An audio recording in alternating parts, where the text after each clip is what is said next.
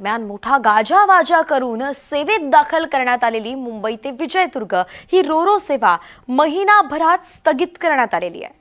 M2M princess या जहाजाच्या 4 पैकी 3 इंजिनमध्ये तांत्रिक बिघाड झालाय. त्यामुळे रोरो सेवा अनिश्चित काळासाठी बंद करण्याची वेळ महाराष्ट्र सागरी मंडळावरती आली आहे. या रोरो सेवेला प्रतिसाद नसल्यानं दुरुस्ती झाल्यानंतर तरी ती पूर्ववत केली जाणार आहे का हा प्रश्नच आहे.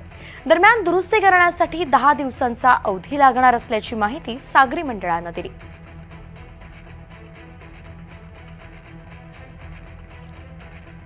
गेल्या आर्थिक वर्षात म्हणजेच 2025-2026 साली 15 कोटी रुपयांचा अर्थसंकल्प मांडणार आहे.